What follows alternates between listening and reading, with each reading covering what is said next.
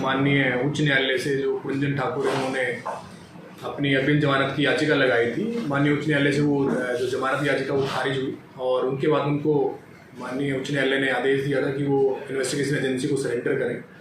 उसी के विदित आज सुबह हमें सूचना मिली कि जो पुरंजन ठाकुर है वो सेशन कोर्ट के परिसर के आसपास देखा गया है, तो वहाँ से हमारी टीम आई और उसको पहचाना, तो उसको डिटेन करके वहाँ पे लॉ एंड ऑर्डर सिचुएशन ना हो ऐसी एप्रीहेंशन को देखते उसको तुरंत डिटेन किया और थाने लेके जाया गया। तो अभी वो हमारे पास पुलिस स्टेशन में वो पेश हुआ है, तो उसको अभी आगे उसको आगामी जो इन्वेस्टिगेशन है उसमें उसको जोड़ दिया और आगे तफ्तीश जो है जारी है।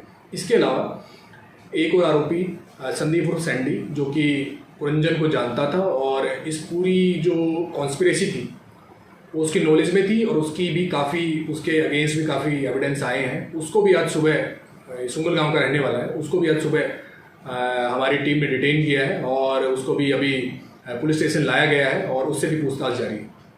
इनको मेडिकल करवाया, जो भी जरूरी जो इन्वेस्टिगेशन में होता है उनको आज कोर्ट पेश करके आगामी पुलिस रिमांड की हम रिक्वेस्ट करेंगे ताकि ये इन्वेस्टिगेशन पूरी की जा सके, उसकी तह तक जाया जा सके।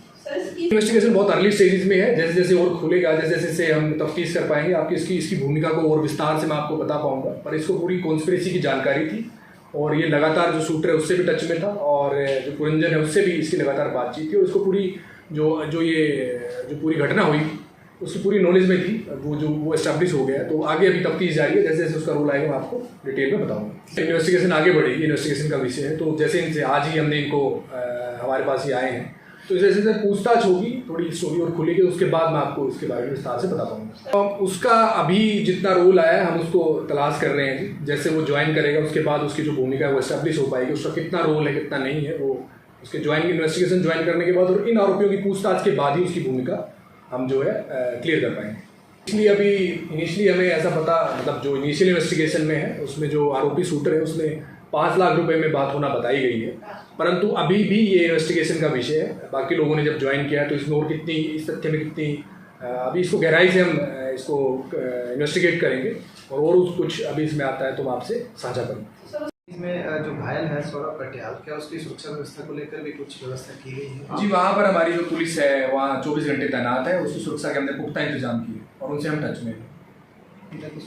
वो लगातार इन्वेस्टिगेशन ज्वाइन कर रहा है जी, हमने उसके बयान लिखे हैं, वो जांच का विषय है, तो हम उसको इन्वेस्टिगेशन में लगातार वो हमसे मतलब जुड़ा हुआ है, उसके हम बयान हमने लिखे हैं और उससे जी वो कोऑपरेट कर रहे हैं। माननीय उच्च न्यायालय से जो पुरंजन ठाकुर है उन्होंने अपनी अग्रिम जमानत की याचिका लगाई थी। माननीय उच्च न्यायालय से वो जो जमानत याचिका वो खारिज हुई और उनके बाद उनको माननीय उच्च न्यायालय ने आदेश दिया था कि वो इन्वेस्टिगेशन एजेंसी को सरेंडर करें।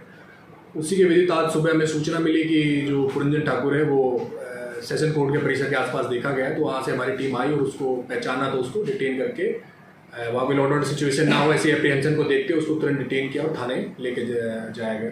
तो अभी वो हमारे पास पुलिस स्टेशन में वो पेश हुआ है, तो उसको अभी आगे उसको आगामी जो इन्वेस्टिगेशन है उसमें उसको जोड़ दिया और आगे तफ्तीश जो है जारी है।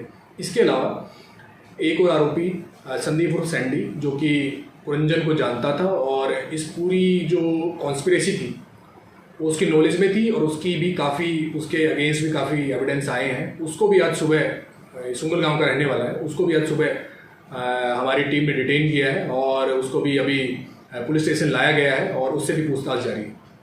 इनको मेडिकल करवाया, जो भी जरूरी जो इन्वेस्टिगेशन में होता है उनको आज कोर्ट पेश करके आगामी पुलिस रिमांड की हम रिक्वेस्ट करेंगे ताकि ये इन्वेस्टिगेशन पूरी की जा सके, उसकी तह तक जाया जा सके। इन्वेस्टिगेशन बहुत अर्ली स्टेजेस में है, जैसे जैसे और खुलेगा, जैसे जैसे हम तफ्तीश कर पाएंगे आपकी इसकी भूमिका को और विस्तार से मैं आपको बता पाऊंगा। पर इसको पूरी कॉन्स्पिरेसी की जानकारी थी और ये लगातार जो शूटर है उससे भी टच में था और जो पुरंजन है उससे भी इसकी लगातार बातचीत थी और इसको पूरी जो पूरी घटना हुई उसकी पूरी नॉलेज में थी, वो एस्टैब्लिश हो गया। तो आगे अभी तफ्तीश जारी है, जैसे जैसे उसका रोल आएगा मैं आपको डिटेल में बताऊंगा। इन्वेस्टिगेशन आगे बढ़ेगी, इन्वेस्टिगेशन का विषय है, तो जैसे इनसे आज ही हमने इनको हमारे पास ही आए हैं, तो जैसे जैसे पूछताछ होगी थोड़ी स्टोरी और खुलेगी, उसके बाद मैं आपको इसके बारे में विस्तार से बता पाऊंगा। उसका अभी जितना रोल आया है हम उसको तलाश कर रहे हैं जी। जैसे वो ज्वाइन करेगा उसके बाद उसकी जो भूमिका है वो एस्टैब्लिश हो पाएगी, उसका कितना रोल है कितना नहीं है, वो उसके इन्वेस्टिगेशन ज्वाइन करने के बाद और इन आरोपियों की पूछताछ के बाद ही उसकी भूमिका हम जो है क्लियर कर पाएंगे।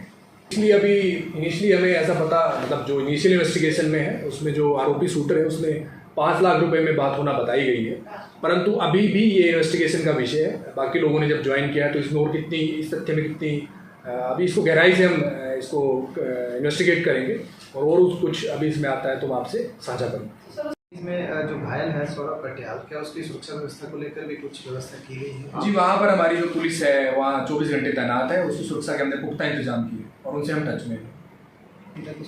वो लगातार इन्वेस्टिगेशन ज्वाइन कर रहा है जी, हमने उसके बयान लिखे हैं, वो जांच का विषय है, तो हम उसको इन्वेस्टिगेशन में लगातार वो हमसे मतलब जुड़ा हुआ है, उसके हम बयान हमने लिखे हैं और उससे जी वो कोऑपरेट कर रहे हैं।